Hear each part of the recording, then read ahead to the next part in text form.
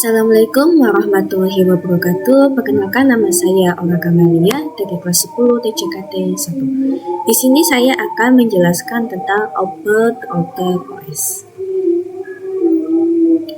Pada materi kali ini kita akan mempelajari tentang Router OS, Router Boot, Router OS Feature, Router Boot Name, Router Boot Type, dan juga arsitektur dari Router Boot. Oke. Nah, di sini kita akan membahas tentang router OS. Nah, jadi router OS itu apa sih? Sebelumnya kita itu tahu bahwa router dibagi menjadi dua bagian.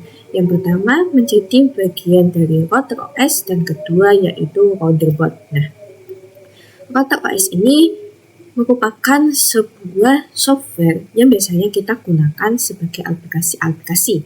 Sedangkan jika router boot itu merupakan sebuah hardware atau lebih ke perangkat fisiknya. Nah, router OS dan router boot ini saling berhubungan. Kemudian, sistem operasi yang digunakan oleh perangkat mikrotik router boot. Nah, router OS ini digunakan sebagai perangkatnya router boot juga. Jadi, mereka itu saling berhubungan. Kemudian juga dapat diinstal di PC atau sebagai VM. Nah, router OS ini dapat kita install baik itu di PC.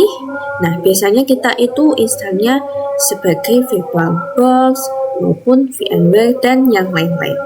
Kemudian ini juga standalone operating system berbasis Linux.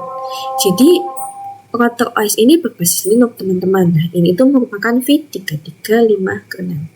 Kemudian router OS juga mengeluarkan produk-produknya nih. Nah, produknya itu terdapat x68-bit Aneto dan juga di Nara. Oke, ini kita bisa lihat dulu mikrotik x64 Aneto dan Dinara. Kita cari mikrotik x68 Aneto. Kita lihat. Nah, seperti ini tampilannya ya. Aneto, terus tadi juga terdapat yang namanya Dinara. Nah, kalau yang Dinara seperti ini. Nah, seperti itu ya. Oke.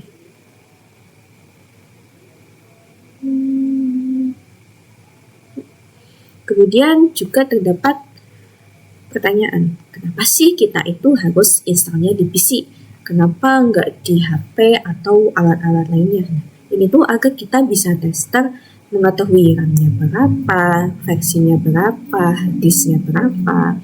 Dan misalnya kita kalau kena booting, itu cukup part-partnya aja yang diganti. Jadi kita tidak memerlukan ganti semuanya seperti saat kita menggunakan router boot.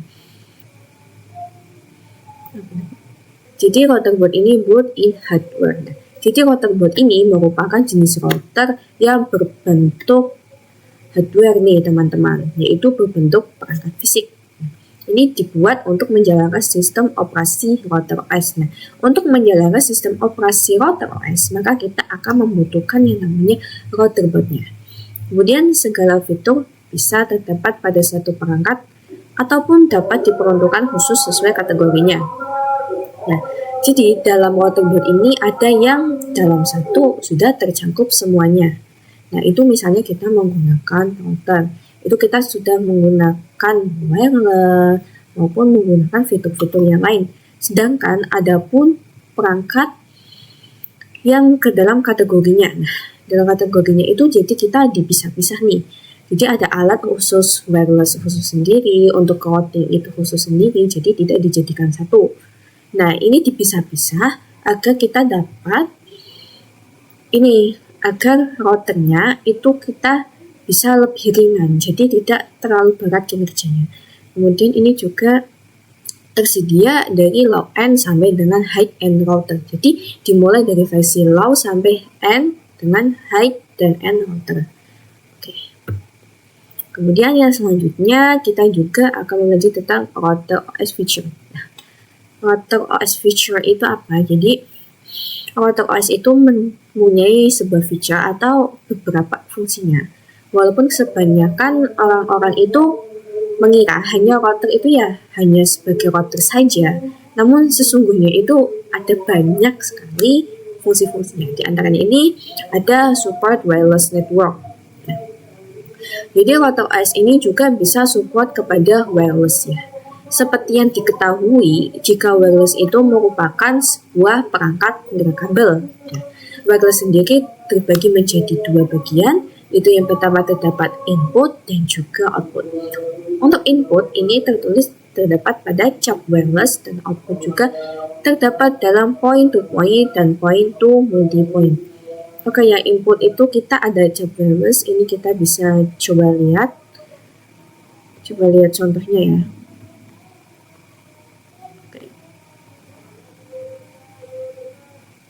Kita coba lihat nikotik cap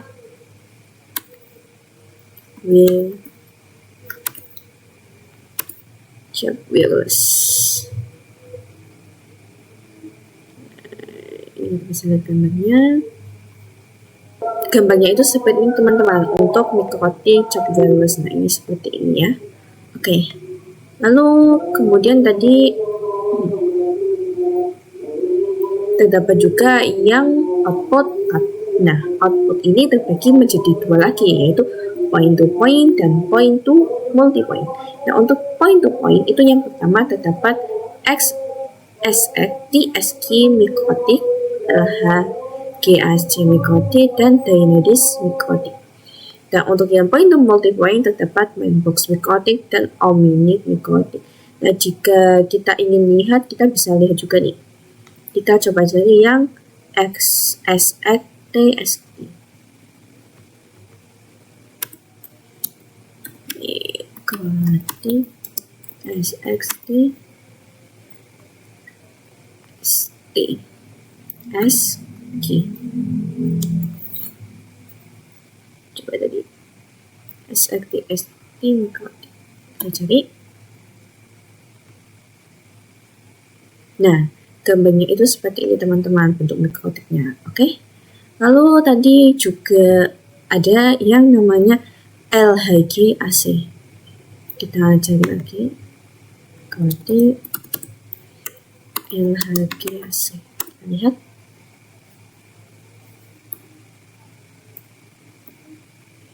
Namanya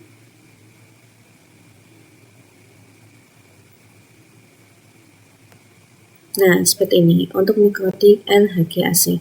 Lalu tadi juga kita terdapat yang point to multi point, ada mainbox mikotik dan Omninet mikotik. Mainbox. Kita lihat MANT box. Oke. Kita cari gambarnya. Nah, seperti ini kalau mikotik mainbox. Tadi juga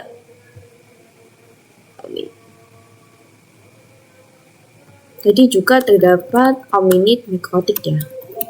Omninet mikotik. Nah, gambarnya seperti ini. Jadi mikotik itu ada banyak banget ya jenisnya, itu ada banyak, nggak cuma mikotik itu doang. Nah, yang kedua ini kita ada fungsi routing. Nah, routing ini biasanya yang kita kenal itu untuk menggunakan IP statik dan juga IP DNS. Ini seperti routing RIP, OSPF, DPP, dan yang lain-lain. Kemudian untuk fungsi ketiga kita ada firewall dan NAT atau Vicustema dan Linux Basic. Nah, firewall ini digunakan untuk melindungi atau kita juga bisa untuk mengeblok aplikasi-aplikasi agar tidak bisa dibuka. Misalnya nih kita memiliki pekerja ini agar tidak dapat membuka website. Misalnya itu seperti website Facebook, website Instagram, dan website YouTube, dan juga lain-lain sesuai kemauan kita. Nah, jadi untuk firewall ini adalah mencegah para pekerja tadi agar tidak membuka aplikasi-aplikasi tadi yang sudah kita lindungi. Kemudian juga terdapat NAT. Nah, untuk menerjemahkan IP public milik si server dan juga IP privat milik kita sendiri, yaitu agar dapat saling terhubung. Kemudian kita juga terdapat QoS atau bandwidth management. Nah, QoS ini merupakan pengaturannya simikrotik. Nah, jadi untuk QoS misalnya kita untuk gas maupun untuk biasanya bermain video-video game itu biar tampilannya itu jelas dan gak lemot, itu kita pakai untuk QoS. Atau bisa juga saat kita meetingnya itu biar lancar gitu. Kemudian juga ada point-to-point tunneling atau biasanya PPT, PPO, dan biasa kita dengar itu pakainya VPN ya. Jadi VPN ini digunakan untuk misalnya kita mengalami sebuah trouble dan kemudian mengalami sebuah lag ataupun terdapat error lah seperti itu. Lalu kita dapat menggunakan VPN. Kemudian juga terdapat user management. Nah, user management ini biasanya ada DHCP. Dan DHCP itu agar kita dapat mendapatkan IP secara otomatis. Nah, contohnya itu ada proxy, lalu ada hotspot. Hotspot ini misalnya kita sebagai server menyediakan hotspot. Lalu kemudian si klien ini ingin berhubung kepada server kita. Maka si klien akan diberikan sebuah password atau user password oleh si user kita. Kemudian si klien. Oke, lalu juga ada radius, ini biasanya sebagai user management. Kemudian yang terakhir yaitu fungsinya sebagai tools atau bandwidth test, match speed, MTK, dan lain-lain. Jadi untuk sebuah percobaan. Oke. Lalu di sini juga terdapat router-bot name. Nah, router-bot ini mempunyai nama sendiri-sendiri nih teman-teman. Biasanya itu router-bot terbagi menjadi 3 jenis penamaan. Yang pertama itu ada symbol name atau kita menggunakan simbol. Sebagai contoh, saya membagikan RB751 yang RB-nya sendiri itu router-bot, lalu untuk 7 ini merupakan seri atau kelas routernya. Nah, yang 5 ini merupakan jumlah port Ethernet, dan yang 1 ini merupakan jumlah wireless-nya. Kemudian juga ada penamaan berdasarkan port. Ini berdasarkan Omitic, Crop, FXT, LGH, dan lain-lain, itu sangat banyak sekali. Yang ketiga, kita menggunakan captional naming. Nah, nama disederhanakan dan disesuaikan dengan tahun pengembangan. Dan biasanya Ethernetnya lebih dari 9 port. Jadi untuk captional naming, ini namanya disederhanakan, disesuaikan dengan tahun pengembangan, dan juga biasanya Ethernetnya lebih dari 9 port. Kalau tadi kan ini Ethernetnya cuma 5 nih. Nah, jadi ya cuma pakai symbol name. Kalau lebih dari 9 port itu kita biasanya menggunakan captional naming. Untuk channelnya ini ada RB600, 800, 1200, dan lain-lain, itu banyak sekali. Dari nama kita akan mencakup ke router-bot type.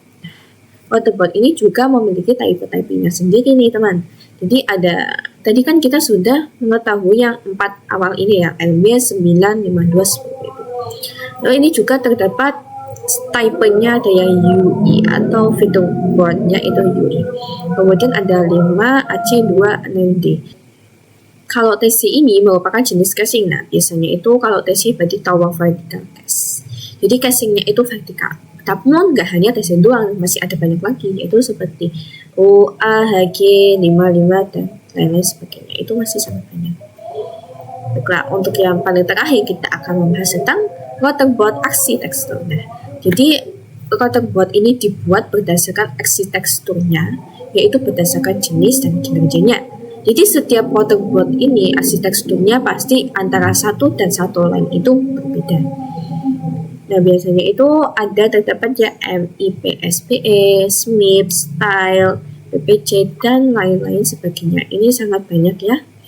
Untuk info lebih lanjut bisa mengunjungi www.mikrotik.com/download.